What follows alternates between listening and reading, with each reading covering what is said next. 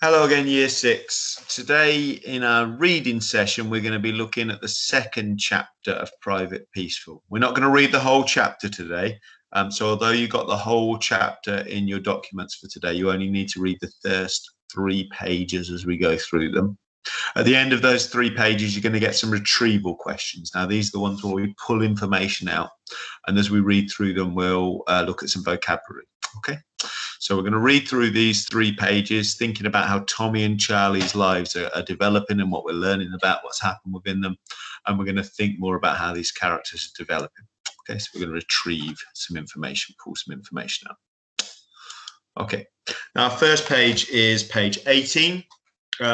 As we read through, the quotation you're specifically looking for is the one which says, Charlie once bet me an owl's skull I'd found that Big Joe would even eat rapid droppings. Okay, you're going to think about that and we're going to unpick that sentence in a little bit. 20 to 11. I don't want to eat. Stew, potatoes, biscuits. I usually like stew, but I've got no appetite for it. I nibble at a biscuit, but I don't want that either. Not now.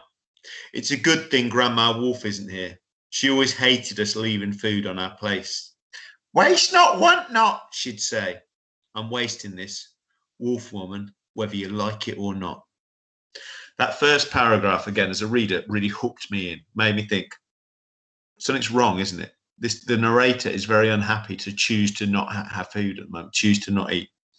It also shows me that antipathy, that dislike that the character has for Grandma Wolf is still really strong and really there. The fact that even in this moment, when she's not there, she's still at the forefront, at the front of his head about how he feels about somebody, shows how he feels about whatever's happened in the past with her.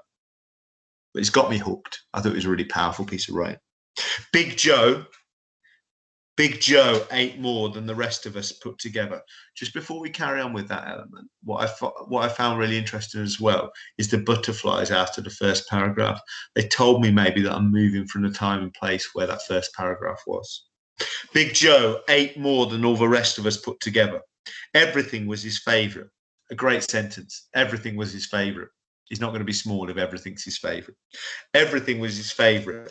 Bread and butter pudding with raisins, potato pie, cheese and pickle, stew and dumplings. Whatever Mother cooked, he'd stuff it in and scoff it down. Anything Charlie and I didn't like, we'd shuffle onto his plate when Mother wasn't looking. Big Joe always loved the conspiracy of that, and he loved the extra food too. 2 things there that I really like. We can see that Charlie and Tommy, our narrator, are pals together, but they have a positive relationship with Joe. But we also see that Joe maybe sometimes isn't included in things. So when he is included in the sneaking around of the food, the conspiracy of the food, he likes it. It's not just the extra food he likes, it's the sneaking he likes as well. There was nothing he wouldn't eat. When we were little, before we knew better, Charlie once bet me an owl's skull I'd found that Big Joe would even eat rabbit droppings. I couldn't believe he would, because I thought Big Joe must know what they were. So I took the bet. Charlie put a handful of them in a paper bag and told him they were sweets. We'll just stop there for a second. Look through this page now. We're going to think about this vocabulary. So Charlie once bet me an owl's skull I'd found that Big Joe would even eat rabbit droppings. Now, many of you will already know what droppings are, what that means, that noun is. However, we can think about it together, and we'll work through this one, and then the other pages I'm going to ask you to do on your own. So the word that we're looking at specifically here is droppings, and that's 2 syllables, droppings, okay, droppings, okay. Now, some of you might already know a definition. I thought you might engage with this one if you struggle sometimes for vocabulary. If you're not sure, you can always look in a dictionary, always look online. But actually, if we look at the sentence, we can think about this first. So this is something unusual. Charlie once bet me, so it shows that it's a chance that somebody wouldn't be convinced. This owl skull that I'd found, that Big Joe would even eat rabbit droppings. Now, if it's something that somebody wouldn't normally eat, it's probably not food. It's not going to be something like cake. And if it's something somebody wouldn't eat and it's come from a rabbit, I know it's not going to be the meat of a rabbit, because people do eat the meat of a rabbit. So I'm thinking some output from a rabbit. And really simply, guys, there's only 2 ways things come out, from the mouth or from the other place. And I know that it's not sick. I know droppings isn't a synonym for vomit. So therefore, I'm immediately thinking of the other place. And if I've got that, I've understood that essentially the definition is the excrement, the poo of certain animals, such as rodents, sheep, birds, and insects. So that droppings means excrement, means poo. Okay, I can think about it, how I could use it. I could think about the sink was blocked with pigeon droppings. So obviously a sink somewhere's been accessed by pigeons. They're using it as a toilet. And then I can think about these synonyms, and I'm sure you can think of lots of synonyms, guys, and I don't really want to see any of them written down, thank you.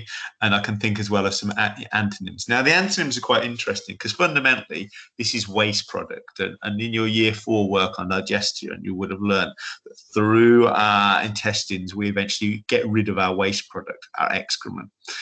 So the opposite, the antonym, is going to be the input, something we're putting into us, isn't it, really? Okay, so that's the opposite, the antonym will be.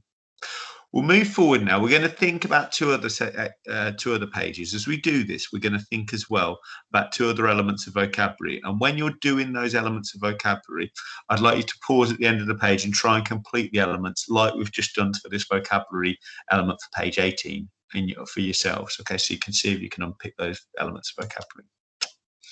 So the bit we're looking at particularly on this page is he seemed to drift off to live in a dream world of his own, often a world of nightmares, I thought, because he could become very agitated and upset. So we've got agitated. Okay, so you're thinking about that particularly when you're reading around. So I took the bet. Charlie put a handful of them in a paper bag and told him they were sweets. Big Joe took them out of the bag and popped them into his mouth, savouring every one of them. Guys, I know some of you are making the noise now because I'm sure you're not enjoying that idea of savouring droppings, savouring poo. And when we laughed, he laughed too and offered us one each. But Charlie said they were especially for him a present. I thought Big Joe might get ill, but he never did. Mother told us when we were older that Big Joe had nearly died just a few days after he was born. Meningitis, they told her at the hospital. The doctor said Joe had brain damage, that it'd be no use to anyone, even if he lived. But Joe did live. And he did get better, though never completely. As we were growing up, all we knew was that he was different. It didn't matter to us that he couldn't speak very well, that he couldn't read or write at all, that he didn't think like we did, like other people to us. To us, he was just Big Joe. That sentence is quite short. To us, he was just Big Joe. But it contains a lot of nuance. It contains a lot of detail about how Charlie and Tommy and the family perceive Big Joe. He's theirs. They love him. To us, he's just Big Joe. His differences don't matter. What he is matters. To us, he was just Big Joe. He did frighten us sometimes. So it shows that for them, it wasn't perfect, the relationship with Big Joe anyway. He did frighten us sometimes. He seemed to drift off to live in a dream world of his own, often a world of nightmares, I thought, because he could become very agitated and upset. But sooner or later, he always came back to us and would be himself again.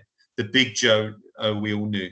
The Big Joe who loved everything and everyone, especially animals and birds and flowers, totally trusting, always forgiving, and even when he found out that his sweets were rabbit droppings. We'll stop there, and what I'd like you to do is complete for agitated, complete the definition, try and use agitated, that verb agitated in a sentence, and think of some synonyms and antonyms for that. If you don't have access to a dictionary, you can still look at how this word is framed, the context of it. He seemed to drift off to live in a dream world of his own, often a world of nightmares, I thought, because you could become very agitated and upset. So thinking about what kind of state somebody would be in if they are in a world of nightmares. Would they be calm or would they be the opposite? Okay, and if this is a word that links to upset, what does that show about how their physical being will be? So try and complete that. Pause the video while you try and think about that. And then we'll carry on. Charlie and I got into real trouble over that. Big Joe would never have found out, not by himself, but always generous. He went and offered one of the rabbit droppings to Mother. She was so angry with us, I thought she'd burst. She put a finger in Big Joe's mouth, scooped out what was still in there and made him wash it out. Then she made Charlie and me eat one rabbit dropping each so that we'd know what it was like. I thought that was a good punishment from Mum. I'm not saying anybody should make anybody else, but I think it was good for them to develop that empathy that they shouldn't treat Joe badly. Horrible, isn't it? She said. Horrible food for horrible children. Don't you treat Big Joe like that ever again. Again, the mum's really protective of her Big Joe, isn't she? She does not want people to treat him badly. We felt very ashamed of ourselves, for a while anyway. That hyphen's quite interesting, isn't it? Because it shows that although they knew at the time they'd done something wrong, and although they knew at the time they'd done something bad, maybe that didn't stick in their head forever, and maybe they did bad things again. Ever since then, someone has only ever to mention rabbits for Charlie and me to smile at one another and remember.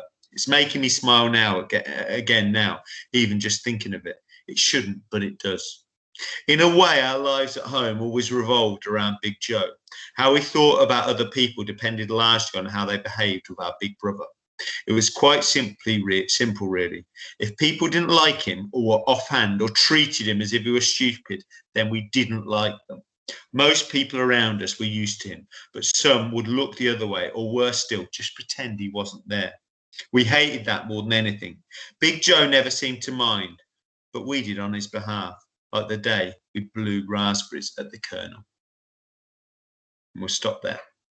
Right, guys, for this section, in terms of your vocabulary, I'd like you to think about that word offhand. So if people were offhand or treated as him if he was stupid. So do we think if people were treating him offhand as if he was stupid, they'd be treating him politely and respectfully, or would they be treating him in a different way? How would they use that? Offhand. Okay, so have a think about that context. Think about what that means. Then think about a definition of it. Try and use it in a sentence yourself. Synonyms for other words which mean that similar way of treating somebody, and then antonyms where you maybe treat somebody in a better manner. Okay. Once you've done that, we'll move on to the retrieval element. We've looked at some vocabulary, so the retrieval element.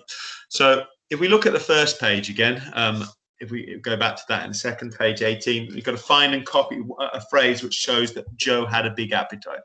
So if I look here, I can look at this page and I can see Big Joe ate more than all the rest of us put together. And I can see that that shows me he's got this big appetite, because the fact that Joe's eating is larger than a combination of everyone shows he wants to and can consume a lot of food. So it's not like just saying Mr. Spring eats more than Yusuf. That's not just one against one person. It's saying Mr. Spring or Big Joe eats more than everybody else in the room. Okay, so eats more than everybody else. So that shows that a bit of hyperbole, really, showing the comparison between that one person's eating and the whole group they're with. Okay, that's an example of the type of answer I'd expect. I'd like you to try and look at those first 3 pages now and complete a similar task for these questions as well. So we've got, what was the stakes for in Charlie and Tommy's wager about Joe? So what were they having a bet for? What did the winner get? What caused Joe to be different to other people? So why was he different to other people? And maybe you can describe how that manifested itself as well. And did Charlie and Tommy get away with swapping Joe's sweet? And how does the author show us? Okay. So if you could pull those pieces of information out, retrieve those pieces of information out, please. Thank you, Year 6. See you tomorrow. Bye-bye.